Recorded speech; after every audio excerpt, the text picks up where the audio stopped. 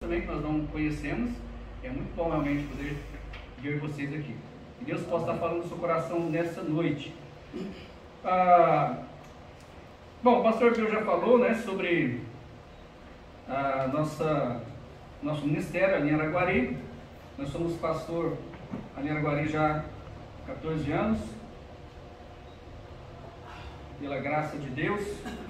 E Deus tem sido bom, Deus tem nos abençoado bastante ali em Araguari. Realmente somos indignos de tantas bênçãos que recebemos ali.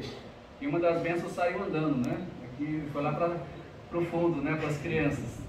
Para quem não sabe, nós não poderíamos ter filhos, né? Medicina, segundo a medicina, e Deus assim mesmo quis dar. E nós realmente agradecemos. E só para ter certeza que é um milagre, nós não tomamos nenhum tipo de remédio para prevenir filhos. Então ela veio, mas não veio mais, né? Então Deus deu ela. A gente até gostaria de mais, mas Deus não deu, a gente descansa realmente na vontade dele. Mas é um milagre também de Deus que recebemos também em Araguari, fora as outras bênçãos. Realmente Deus tem sido grande e maravilhoso. Eu tenho certeza que aqui também Deus tem sido grande e maravilhoso na vida dos irmãos. Amém. Bom, irmãos, deixa eu colocar aqui para esse mouse aqui. Deixa eu me organizar aqui. Deixa eu ver.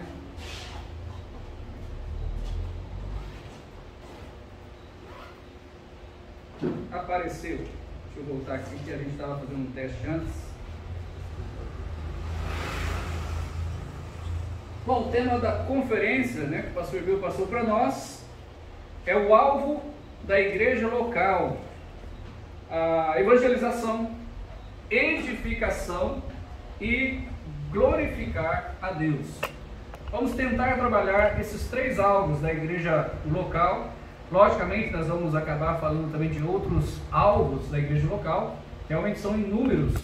Eu sei que o alvo principal da igreja é evangelizar. A igreja está aqui para derrubar as portas do inferno. As portas do inferno que está na vida de cada pessoa que não tem Cristo como Salvador. A Bíblia fala que Deus, que o Deus desse século, ou seja, o diabo, cegou os entendimentos dos incrédulos para que não lhes resplandeçam a luz do Evangelho de Cristo. Ou seja, há uma porta, né, uma barreira. Não estou dizendo que a interpretação do texto é essa, né? É mais algo que nós acreditamos aí. Uma dessas portas é realmente a cegueira que Deus coloca em cada vida sem Cristo. E é muito bom ver pessoas aqui da igreja e pessoas também de fora, para poder ouvir um pouco sobre, nessa noite, sobre o tema, a responsabilidade do salvo em Cristo. O tema de hoje é a responsabilidade do salvo em Cristo. Vamos abrir suas Bíblias em Ezequiel. Vamos abrir a palavra do Senhor. Ezequiel capítulo 3.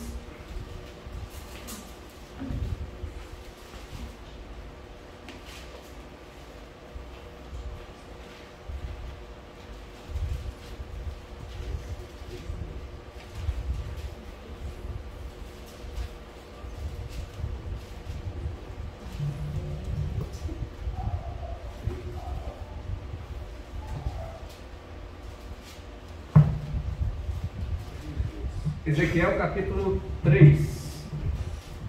Vamos ver o versículo 8 e versículo 9. Eu vi que tem paulistas aí, né? Nós também somos, né, de Franca, São Paulo, cidade do Calçado. É um prazer ver paulistas aí. Irmão de onde? É paulista também, né? Então, fora os outros, né? Amém. 33, não? Deixa, 33, não? Tá 33, desculpa, irmãos. Eu estava um pouquinho longe, né? O óculos não funcionou direito, não. Agora eu cheguei perto. Obrigado, viu?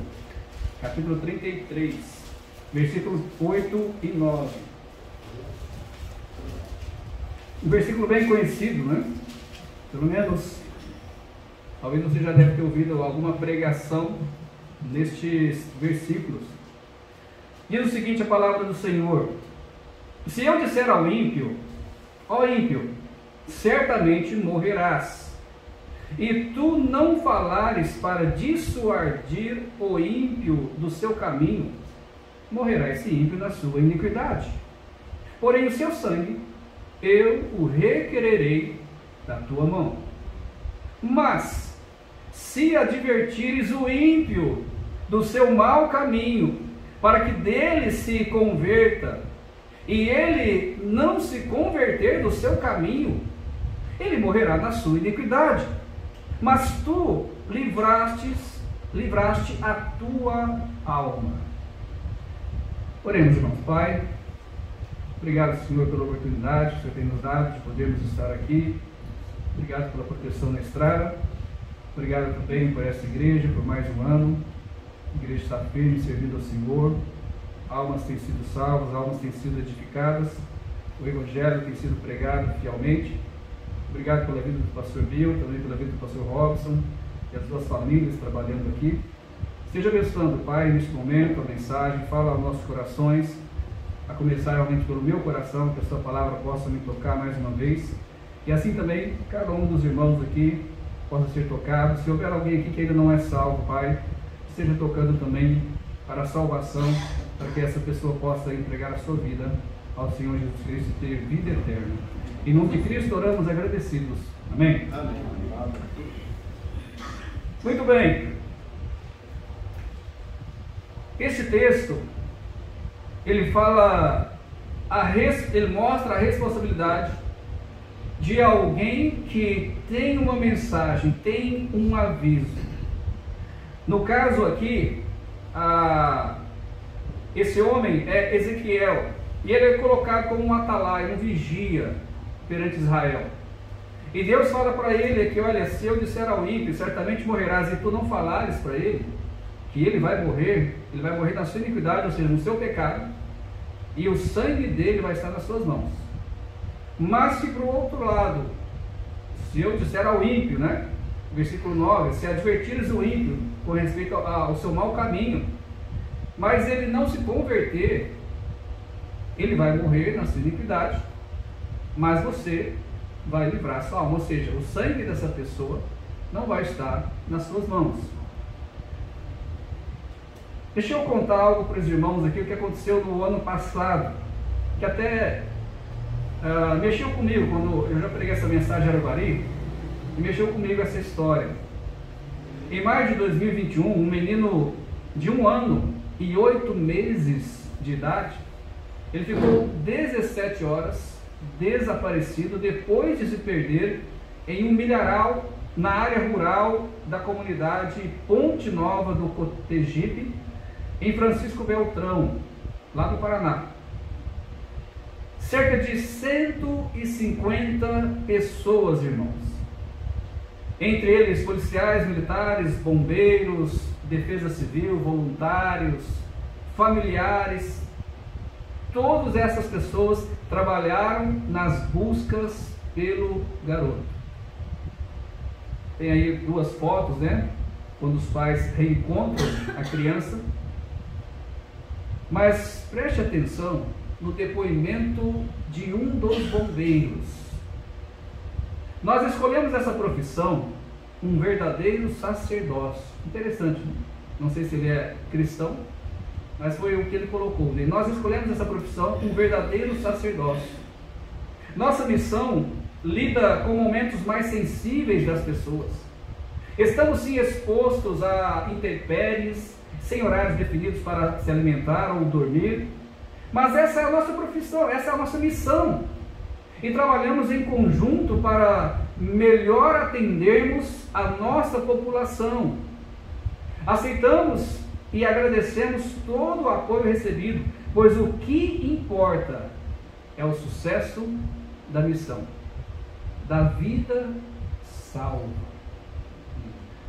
Achei muito interessante as palavras que esse bombeiro usou, palavras que podemos trazer até mesmo para o meio evangélico, para a nossa missão como pessoas que têm como missão resgatar vidas que estão sem Cristo, estão indo em rumo, algumas até a passos largos, em direção ao inferno.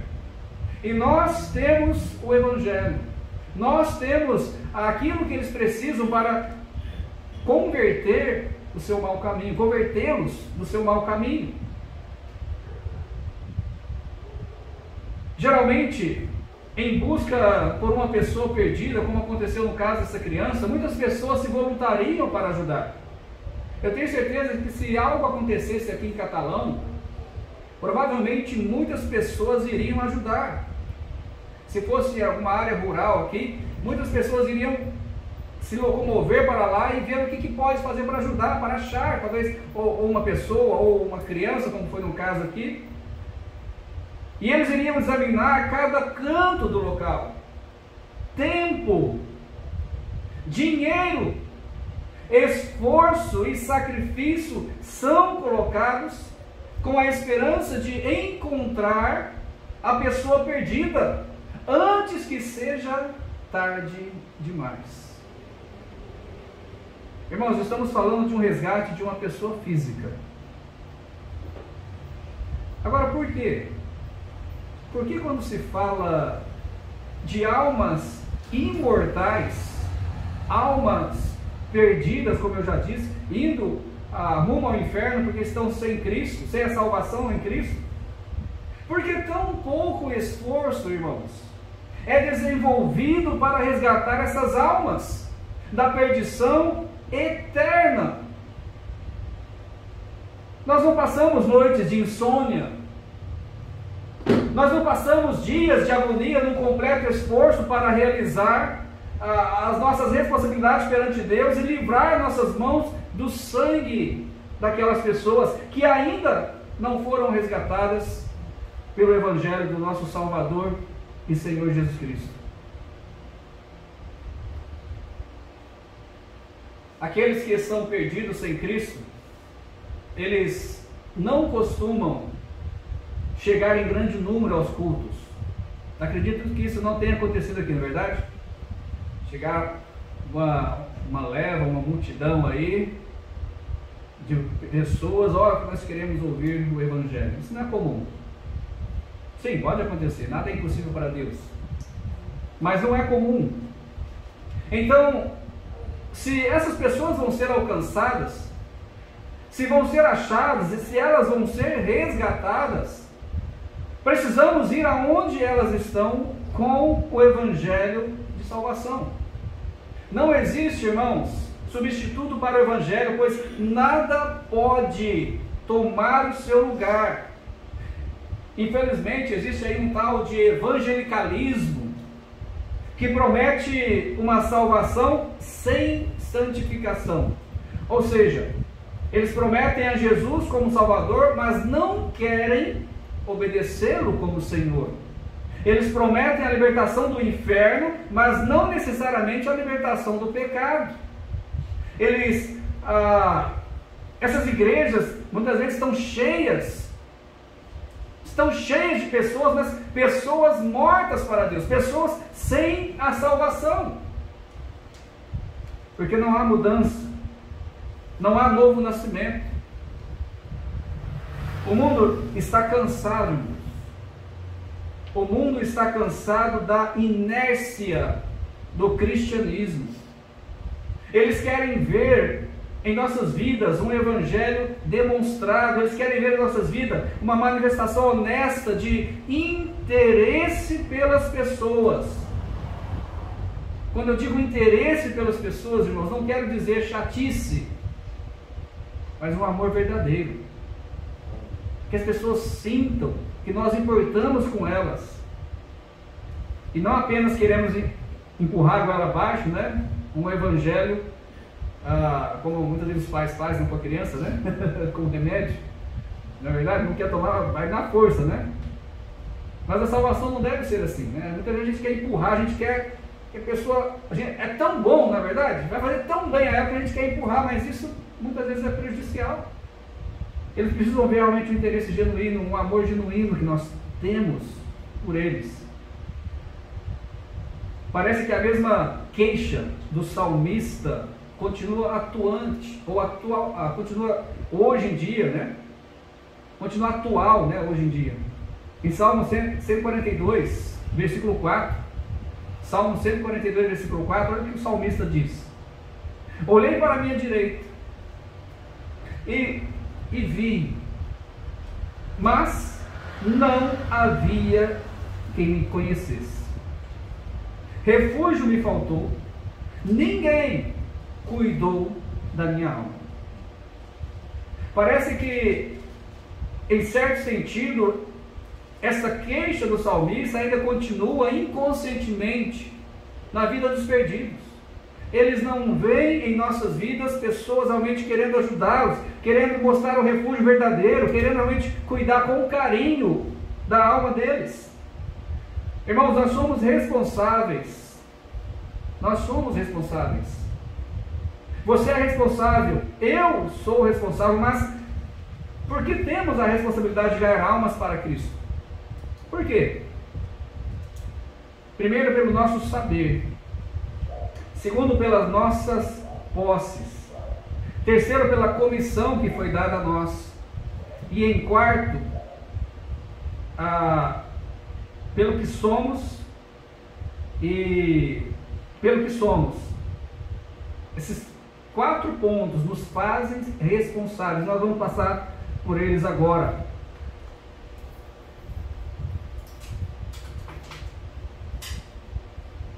O que temos visto e ouvido, irmãos, nos torna responsáveis. O que temos visto e ouvido nos torna responsáveis. Olha Atos capítulo 4, versículo 20, e também 1 João, capítulo 1, versículo 1 ao 3. Eu já tenho aqui, mas se os irmãos quiserem acompanhar, fique à vontade. Se não, quiser abrir, fique à vontade. Atos 4, 20, a Bíblia nos diz: porque não podemos deixar de falar do que temos visto e ouvido. É interessante essas palavras dos apóstolos, porque era algo mais forte que eles. Eles não conseguiam deixar de falar, porque o que eles tinham visto, o que eles tinham presenciado, o que eles tinham ouvido da boca de Jesus, era impossível eles deixarem de falar. Em 1 João também 1, versículo 1 ao 3, nos diz também o seguinte: o que era desde o princípio, aqui o apóstolo João, falando, escrevendo, o que vimos, o que ouvimos, primeiramente, e o que vimos com os nossos olhos, o que temos contemplado, e as nossas mãos tocaram a palavra da vida, porque a vida foi manifestada, e nós a vimos e testificamos dela, e vos anunciamos a vida eterna, que estava com o Pai. De quem ele está falando aqui? De Jesus Cristo, que estava com o Pai e nos foi manifestado. Que privilégio! Versículo 3: o que vimos e ouvimos, isso vos anunciamos, para que também tenhais comunhão conosco, e a nossa comunhão é com o Pai e com o seu Filho Jesus Cristo. Irmãos, o que temos visto e o que temos ouvido nas palavras do Senhor, em várias pregações, principalmente quando ouvimos o Evangelho de salvação e a transformação que Deus fez em nossas vidas, isso nos torna responsáveis. Somos responsáveis pelo que sabemos. O conhecimento leva com ele a responsabilidade e a prestação de contas, mas ainda assim existem aqueles crentes que têm muito conhecimento. Já conheceu alguém assim? Tem muito conhecimento, mas faz o mínimo no caso do evangelismo pessoal. Deixa eu dizer uma coisa para os irmãos: diplomas não ganham almas. Saber o grego, saber o hebraico fluentemente, isso não ganha almas. Ser ordenado ao pastorado por uma igreja local, isso não ganha almas. Pregar em várias igrejas, talvez ser conhecido na internet, como alguns aí estão no meio da internet, muito conhecidos, isso não ganha almas. O que ganha almas é o esforço pessoal de se preocupar e tratar com algum pecador perdido, apresentando-lhe a Cristo. É isso que ganha almas. E muitas vezes nós esquecemos que é tão simples. Tem uma história, uma ilustração, né? Mas uma história que mexe muito comigo com respeito a pescadores, alguns pescadores. Eu vou tentar resumir aqui para os irmãos, mas existia um grupo de pescadores num certo local, só que eles não pescavam.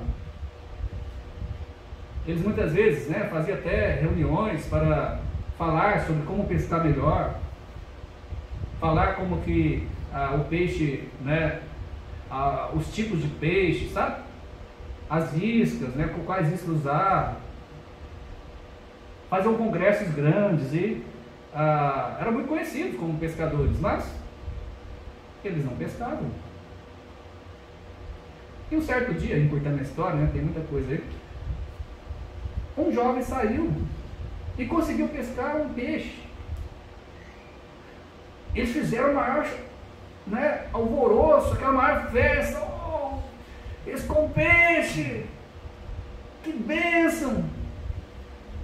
Aí eles começaram a levar ele, né, em vários lugares para falar sobre, né, pescaria. O que aconteceu? Esse jovem parou de pescar. Não parece um pouco com a nossa história? A gente fala tanto sobre evangelismo, fala tanto sobre salvação de almas, a gente faz discipulado, a gente treina, a gente estuda, tem congressos sobre isso, congressos grandes, né?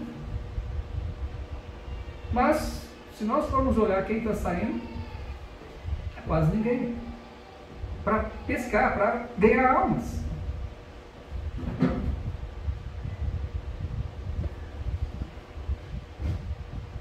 Charles Spurgeon, ele declarou o seguinte: eu daria preferência em passar meu tempo ganhando almas. Melhor seria trazer um pecador a Jesus Cristo do que desfiar todos os mistérios da palavra divina, porque devemos viver para a salvação. Eu pediria a Deus para entender todos os mistérios, mas primeiro de tudo proclamaria o mistério de salvar almas pela fé no sangue do Cordeiro. Não é à toa que Spurgeon foi um dos maiores pregadores, né, do seu tempo e também ganhador de almas. Todos os cristãos, irmãos, todos os cristãos têm, até mesmo os novos convertidos também têm conhecimento acerca do plano de salvação, exigindo assim de cada um de nós responsabilidade na conquista de almas. Todos nós somos responsáveis. Se você é salvo, tem certeza de sua salvação, Cristo já entrou na sua vida, você já foi lavado pelo sangue do Cordeiro, você nasceu de novo, você tem a responsabilidade. É impossível, eu pelo menos considero impossível alguém que foi salvo não sabe como foi salvo. Provavelmente não foi salvo. Porque basta você falar como que Jesus te salvou, como que você foi salvo. E se a pessoa não consegue, então ela não entendeu, ela ainda não sabe o que é salvação. Talvez ela se emocionou e fez aí, tomou uma decisão, mas não entendeu nada. Para mim isso não vale. O apóstolo Paulo, ele sempre pregava o seu testemunho. Sempre falava, olha, eu estava caminhando aí na estrada, indo para Damasco, eu ia prender os cristãos, e apareceu uma luz, eu caí do cavalo, ele sempre falava a mesma história, né? Testemunho de salvação. Pastor, eu não sei falar. Fale o que Jesus fez na sua vida. O que ele fez por você? Como ele te transformou? Todos os cristãos salvos sabem que todos são pecadores. Porque Isaías 64,6 também nos diz: mas todos nós somos como imundo, e todas as nossas justiças como trapo de imundícia, e todos nós murchamos como folha, e as nossas iniquidades como um vento nos arrebatam. Todo o salvo sabe que todos são pecadores. Todo salvo sabe que o pecado gera a morte eterna principalmente. Conforme diz em Romanos 5,12, portanto, como por um homem entrou o pecado, pelo pecado a morte, assim também a morte passou a todos os homens. Por isso que todos pecaram. Todos nós somos pecadores. Todos nós somos condenáveis, porque somos pecadores. Eu gosto de dizer, né? Você não é pecador porque peca. Você peca porque é pecador. É uma natureza. E todos nós precisamos da graça de Deus e da salvação em Cristo Jesus. Todo salvo também sabe que Jesus já pagou o preço do pecado, trazendo a remissão dos pecados, conforme Atos 3, versículo 38 e 39, que nos diz: seja-vos, pois, notório, homens e irmãos, que por este se vos anuncia a remissão dos pecados, e de tudo que pela lei de Moisés não pudestes ser justificados, por ele. Por quem? Por Jesus Cristo. Por ele é justificado todo aquele que crê. Todo salvo sabe disso, que Jesus já pagou o preço. Você não precisa pagar mais nada, é só receber.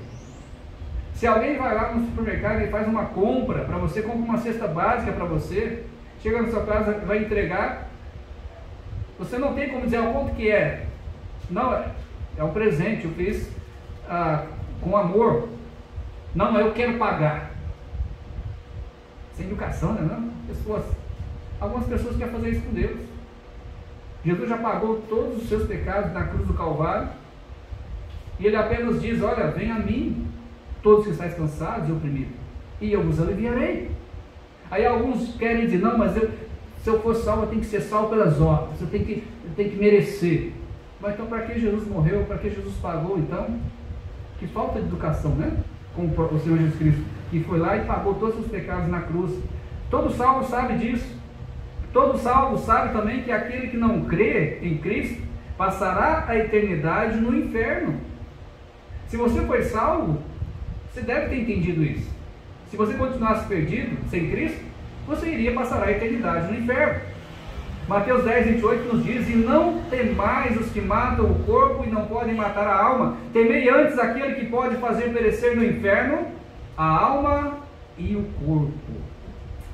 Lucas 16, 23 também nos diz: e no inferno ergueu os olhos. Quem é esse homem? Aquele rico que rejeitou o evangelho. E no inferno ergueu os olhos, estando em tormentos, e viu ao longe Abraão e Lázaro no seu seio. Quem era Lázaro? Era um pobre, mendigo, não tinha nada, mas tinha salvação, tinha Cristo.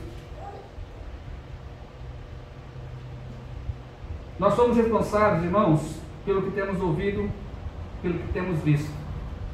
Você recebeu Cristo, você realmente ouviu algo, você viu algo, eu digo pela fé, e Cristo realmente fez uma maravilha na sua vida. Nós somos responsáveis por isso.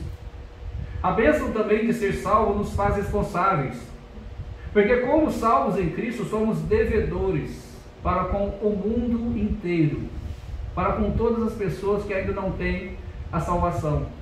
Olha o que o apóstolo Paulo diz em Romanos 1,14: eu sou devedor, tanto a gregos como a bárbaros, tanto a sábios como a ignorantes.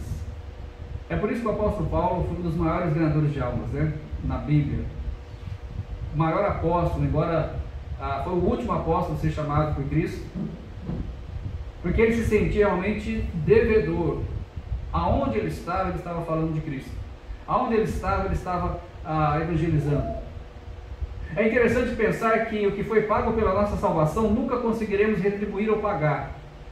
É impossível você pagar o que Jesus pagou por você. Consequentemente, irmãos, seremos devedores por toda a eternidade. Cristo mudou a minha esperança. Cristo mudou a minha herança e o meu lar. Agora eu sou filho de Deus. Agora eu sou um herdeiro de Deus. Ele mudou o meu destino, porque antes eu, Marcos Gesiel, estava indo rumo ao inferno, mesmo sendo filho de crentes, indo rumo ao inferno a passos largos. Mas Jesus entrou na minha vida, Ele mudou o meu destino, livrou-me do pecado. Consequentemente, eu tenho um testemunho para dar. Mesmo que seja um testemunho, como alguns consideram, né, fraquinho. Porque eu nunca bebi, eu nunca fumei, nunca usei drogas, nunca saí por esse mundão aí, fazendo arte, vamos dizer assim, né? Jesus me salvou, eu indo na igreja desde criancinha, meus pais me levando. Talvez, como o testemunho de um irmão diz, né? Disse uma vez lá em Franca, ele se achava uma pessoa muito boa. E ele, depois que ele converteu, ele falou: olha, Jesus fez um milagre muito maior na minha vida, porque eu não pensava que eu precisava de salvação, porque eu me achava muito bom. Eu, particularmente, estava dentro da igreja, né? Sempre nos cultos. Mas um dia eu entendi que eu era pecador. Um dia eu entendi que eu precisava de Cristo. Um dia eu entendi que Cristo pagou os meus pecados e eu só precisava orar e aceitar Ele, pedir para Ele entrar na minha vida. Logicamente, né, arrependendo dos meus pecados e deixando Ele fazer mudanças na minha vida. O Velho Testamento tem um acontecimento que ilustra muito bem essa questão aqui que eu estou querendo explicar para os irmãos. Lá em 2 Reis, capítulo 7, versículo 9. Ali existia 4 leprosos que estavam fora de uma cidade. Só que naquele tempo, naquele momento, a cidade estava sitiada, estava cercada pelo exército inimigo, de forma que ninguém entrava e ninguém saía da cidade. O que aconteceu? A comida dentro da cidade foi acabando. Foi acabando. E se você ler o texto lá, aconteceu coisas horríveis dentro da cidade, porque a comida foi acabando. Se o povo não tem comida, ele faz coisas terríveis. Esses leprosos estavam fora da cidade. E eles também sem comida, né? Na cidade tem comida. Existia um exército inimigo cercando ali um lugar. Eles então pensou: olha, se a gente entrar na cidade, a gente vai morrer. Se a gente ficar aqui, a gente vai morrer. Então vamos lá no exército inimigo, eles têm comida. Se eles nos matar, a gente vai morrer mesmo. Estou parafraseando com as minhas palavras, né? O que está escrito lá em 2 Reis, capítulo 7. A gente vai morrer mesmo, então vamos lá. Se eles matar, mas se eles não der comida, a gente vive. E aí eles foram. Só que chegando lá, no arraial, né, no acampamento do exército inimigo, não tinha ninguém. E havia comida por toda parte. Logicamente, qualquer um gosta de fome, né? Eu acho que eles eram batistas também, né? Gosta de comer. Mas entrou numa barraca, pegou uma coisa, comeu uma coisa, entrou noutra, comeu outra coisa, e foi, né? Aí depois, quando eles estavam ali, olha o que eles dizem. 2 Reis 7, versículo 9. Então disseram uns para os outros. Eles caíram em si, né? Aqueles 4. Peraí, não fazemos bem. Este dia é dia de boas novas. E nós estamos calados, né? E nos calamos. Se esperarmos, olha a convicção deles, irmãos.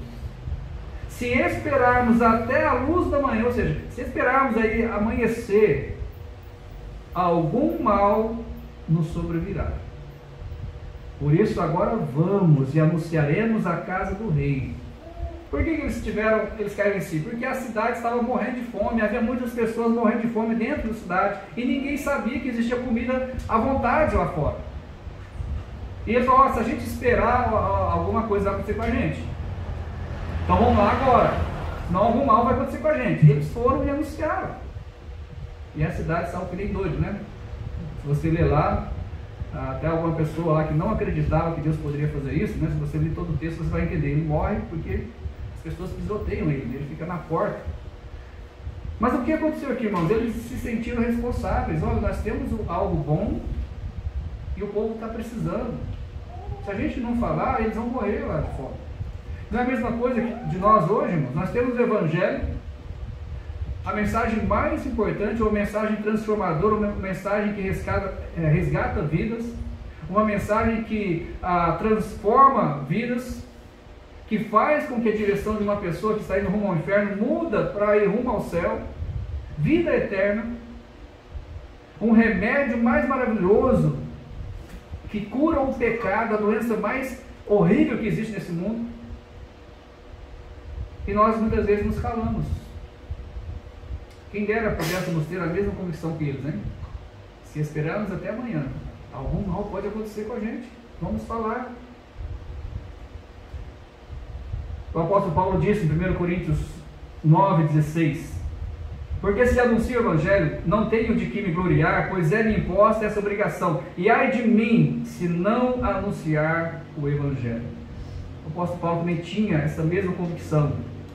Irmãos, a nossa comissão também nos faz responsáveis, porque além de nós termos ouvido, né, nós termos conhecimento de salvação, Deus ter feito uma obra maravilhosa em nossas vidas, ainda assim Jesus veio e falou: olha, vão, anunciem. Jesus mandou para nós anunciar. Olha o Mateus 28, 18 ao 20, que nos diz o seguinte: e chegando-se Jesus, falou-lhes dizendo: é-me dado todo o poder no céu e na terra. Portanto, ide, fazei discípulos de todas as nações. Interessante, eu não conheço muito do grego não, mas algo que eu aprendi aqui é que o verbo principal nesse texto é fazer discípulos. Não é o ir, é fazer discípulos. Ele está aí no imperativo, um verbo imperativo no grego. E o verbo ir e batizar é um gerúndio, ou seja, faça discípulos indo e batizando, em outras palavras. Só para os irmãos entenderem melhor, porque muitas vezes há um foco, né, no ir, mas o foco aqui da palavra de Jesus é fazer discípulos, ou seja, ensinar, né, fazer com que as pessoas sejam discípulos de Jesus Cristo. Versículo 20: ensinando-os a guardar todas as coisas que eu vos tenho mandado, eis que estou convosco todos os dias, até a consumação dos séculos. Amém. Nós não estamos sozinhos. Nós não estamos sozinhos nessa missão, nesta comissão. Ele prometeu: olha, eu vou estar convosco todos os dias, até a consumação dos séculos. Então a nossa comissão nos faz responsáveis. Acho que é difícil ter algum crente que não tenha ouvido essa ordem de Cristo, esse mandamento aos cristãos. Essa missão individual é individual a todos salvos em Cristo Jesus. Será que quando Jesus disse, irmãos, ide fazer discípulos, será que ele estava realmente querendo que nós fizéssemos discípulos de todas as nações? Ou será que ele falou só por falar? Falou porque não tinha mais nada para falar? Não, é porque ele queria. Era a vontade dele. Então, ganhar almas, fazer discípulos é uma questão de obediência. Ou nós estamos obedecendo o nosso comandante, ou nós estamos desobedecendo o nosso comandante. E é impossível, irmãos, enganar este comandante. É impossível, pastor, eu estou obedecendo. Tá, você pode me enganar, mas ele é impossível enganar esse comandante, pois ele sabe quem está sendo obediente e quem está sendo desobediente às suas ordens. Durante a batalha de Preston Pans, em 1715, o chefe dos MacGregors, um clã, né, da região montanhosa, que estava lutando ali contra as tropas inglesas, sob a bandeira de Charles Edward, ele foi atingido, esse chefe aí, esse chefe desse clã, ele foi atingido por 2 balas do fogo inimigo. E aquele capitão ferido se esforçou, né? Ou melhor, desculpa, aí parecia que caiu no chão, parecia que o exército estava pronto, né? O seu grupo estava pronto para se colocar em retirada. Aquele capitão, no chão, ele se esforçou sobre os seus cotovelos, levantou a sua cabeça e gritou: não estou morto, estou olhando para ver se vocês cumprem os seus deveres. Irmãos, nosso capitão, do mesmo modo, ele foi ferido na cruz, mas ele está olhando desde o céu para o campo de batalha terreno, o campo de batalha contra as hostes espirituais da maldade. E ele está olhando o que nós estamos fazendo, o que nós estamos cumprindo, está verificando realmente se estamos cumprindo o nosso dever, a nossa responsabilidade. Não podemos, irmãos, retroceder, mas que Deus nos ajude, amém? Eu ouvi falar uma vez, eu concordo, né? Aquela armadura do cristão, né? não tem muita proteção para as costas, mostrando o quê? Você não pode recuar, você não pode virar de costas, você vai ficar indefeso. Mas se ficar de frente, lutando, batalhando, você tem como se defender também. Então não podemos e vamos retroceder. Que Deus nos ajude a sermos conquistadores de almas. Uma outra ilustração, durante a Guerra Civil, um pouco negativa agora essa ilustração, né? Mas durante a Guerra Civil Americana era possível, algo interessante, eu não sabia disso, né? Era possível pagar para não lutar na guerra, né? Na Guerra Civil Americana. Ou você podia também contratar um substituto. Você não queria ir para a guerra, você pagava para não ir, ou você contratava um substituto. E interessante que muitas vezes os crentes querem fazer a mesma coisa, né? Infelizmente parece que muitos hoje estão tentando fazer o mesmo na guerra espiritual, no resgate de almas perdidas. Eles acham muitas vezes que o pastor que está sendo pago, né, ele que tem que fazer. Isso é uma obra do pastor, isso é uma responsabilidade só do pastor, né? E eu não preciso ir. Tem um pastor para isso. Irmãos, mas ninguém pode fazer o que é sua responsabilidade, nem o seu pastor. Ninguém pode fazer o que é sua responsabilidade. Fazer discípulos, ganhar almas é a responsabilidade de cada salvo. E por último, a nossa posição nos faz responsáveis. A nossa posição. 2 Coríntios 5, versículo 18 ao 20 nos diz: em tudo isso provém de Deus que nos reconciliou consigo mesmo por Jesus Cristo e nos deu o ministério da reconciliação.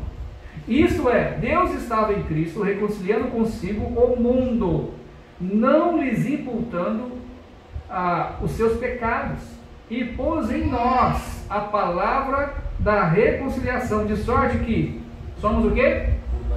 Embaixadores da parte de Cristo, como se de Deus por nós rogasse. Rogamos-vos, pois, da parte de Cristo, que vos reconcilieis com Deus. Irmãos, a nossa posição de embaixadores nos faz responsáveis.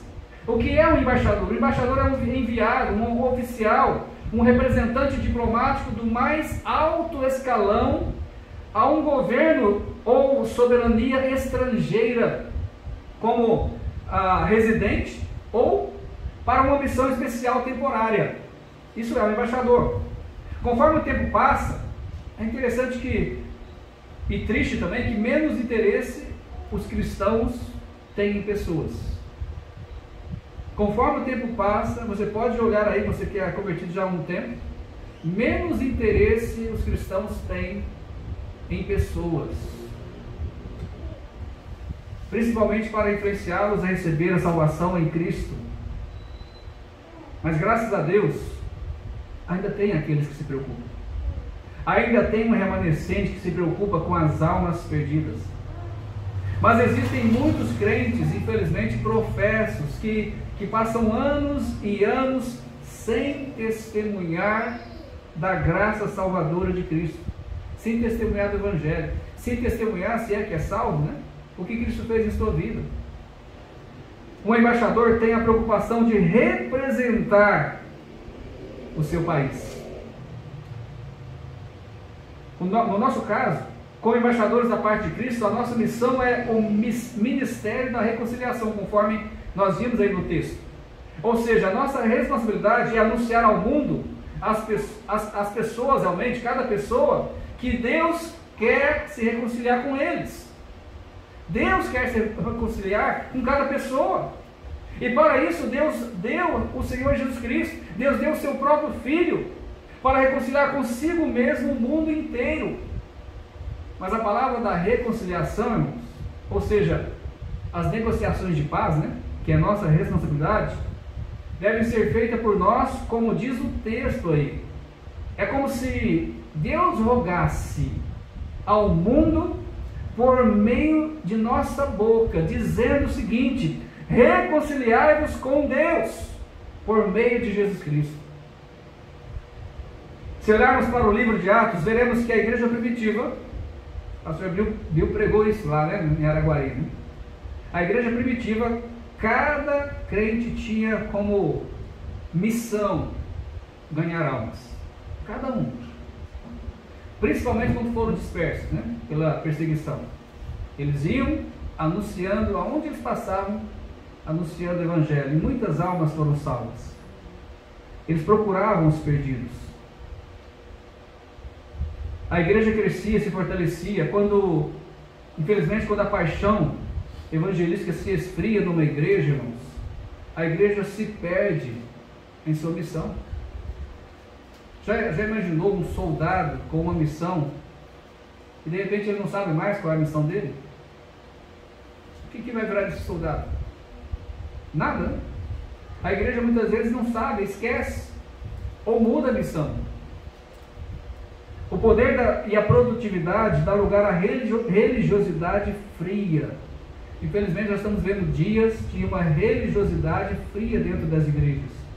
Como você tem desenvolvido o Ministério da Reconciliação? Tem pregado o Evangelho? Tem falado de Cristo às pessoas? Tem entregado folhetos? Um dia nós teremos que dar contas, cada um de nós. Teremos que dar contas a Deus, que nos comissionou, né, o Senhor Jesus Cristo, como representante da pátria celestial. Nós daremos contas. Será que vamos dar contas com alegria ou com tristeza? Que possamos, irmãos, ser usados por Deus nesse ministério da reconciliação, amém? Reconciliando muitas almas. Que essa igreja possa realmente ganhar muitas almas aqui em Catalão. Que nós também de Araguari possamos ganhar muitas almas em Araguari. Pastor Agenor, que é a igreja lá, né? Barrinha, Pradópolis, possa ganhar muitas almas ali naquelas duas cidades. Somos responsáveis.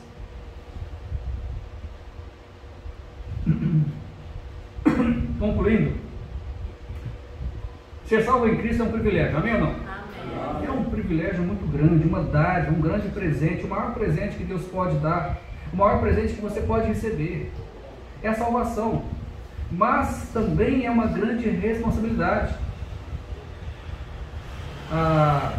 Pastor, eu lembrei, muitas vezes eu lembro dos dizeres do pastor Bill, né? Eu comento também lá em Araguari, e ele disse algo sobre o que é o evangelho, ou evangelismo, né? Vou tentar aqui reproduzir, plagiar. Ele disse que evangelizar é alguém que tem fome, não é, pastor? Mostrando a outro faminto onde tem comida. É mais ou menos assim, né? Irmãos, nós temos responsabilidade. Nós conseguimos o pão da vida, a água viva, que se você beber, você não tem mais sede. Desde quando eu recebi Jesus, eu nunca mais precisei procurar algo para a minha vida, algo para preencher a minha vida, porque Jesus preencheu tudo, matou a minha sede espiritual. Nós somos responsáveis também quando somos salvos. Somos responsáveis porque vimos a Cristo pela fé, ouvimos a sua palavra de vida eterna e recebemos ela. Somos responsáveis também porque recebemos a grande bênção de ser salvo pela graça, enquanto muitos ainda estão perdidos, e talvez dentre esses muitos, alguém é nosso vizinho, parente. Somos responsáveis porque fomos recrutados e comissionados pelo próprio Senhor Jesus Cristo, nosso capitão. Então vamos obedecer. E somos responsáveis também porque somos embaixadores de Cristo. Estamos aqui representando a pátria celestial. Que privilégio, né? Também responsabilidade. E somos responsáveis e temos a missão de reconciliar o mundo com Deus pelo Evangelho eterno. Amém? Vamos orar nesse momento. Pai, abençoe, Senhor, cada um que está aqui. Pai, todos nós somos responsáveis, todos nós precisamos, Pai, melhorar na questão de falar do seu amor. A começar por mim, Senhor. Não sou melhor do que ninguém. Sou um miserável pecador. Pai, que possamos realmente ser contagiados pelo amor que o Senhor demonstrou por nós. Que possamos também demonstrar esse amor para com as pessoas perdidas, anunciando-lhes uma salvação eterna em Cristo Jesus. Anunciando-lhes que existe um pão da vida, que existe realmente a vida eterna, que o Senhor quer dar a cada um deles e reconciliar com eles. Ajuda-nos, Pai. Se houver alguém aqui que não é salvo, ainda não recebeu Jesus, ainda está perdido, não tem certeza de sua salvação, Pai, toca nessa vida, que ela possa, talvez nessa noite, receber o Senhor Jesus, ou procurar ajuda, Pai, e realmente saber como pode ser salvo. Em nome de Cristo, Pai, oramos e agradecemos. Amém. Pastor.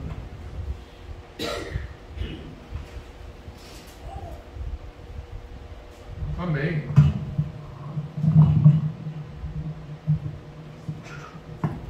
Eu acho que eu não preciso. Olha, hoje é noite. Ou você é discípulo, ou você precisa ter Cristo como Salvador. Talvez alguém poderia falar assim, mas pastor Bill, como é que pode me chamar de pecador? Uai, eu não chamo ninguém de pecador, porque você me bate. Mas a verdade é que Deus criou o mundo como? Tudo perfeitinho. A Gênesis, o segundo capítulo,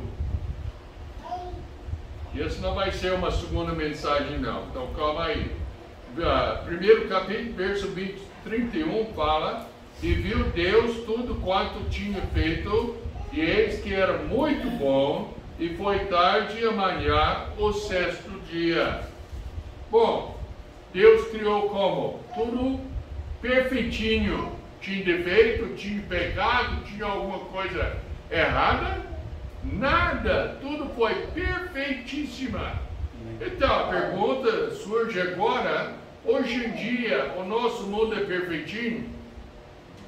Não, quantas pessoas trancaram a sua porta antes de sair? Nós trancamos também. Dona Susana trancou a porta e falou o seguinte: ela falou, eu tranco a porta, mas a porta não resiste ninguém não. Se o ladrão quiser entrar, ele entra. É verdade ou não? Sim. De onde vem a maldade? Deus deu ao homem um mandamento. Eu estou com quase 75 anos. Eu esqueço muita coisa.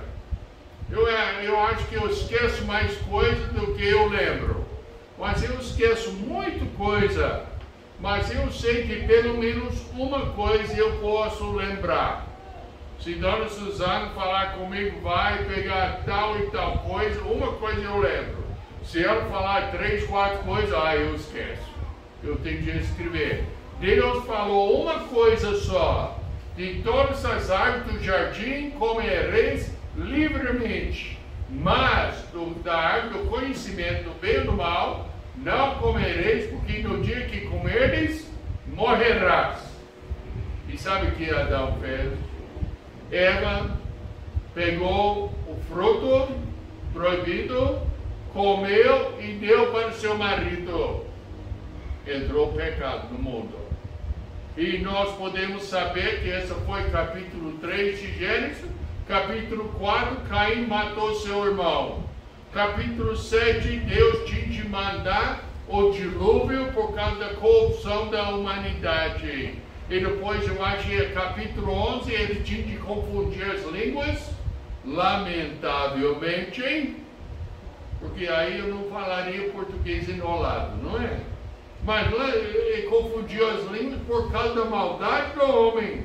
E a Bíblia fala em Romanos 1 que a maldade ainda está conosco e Deus os entregou para suas concupiscências, um com o outro e tal, e o pecado permanece.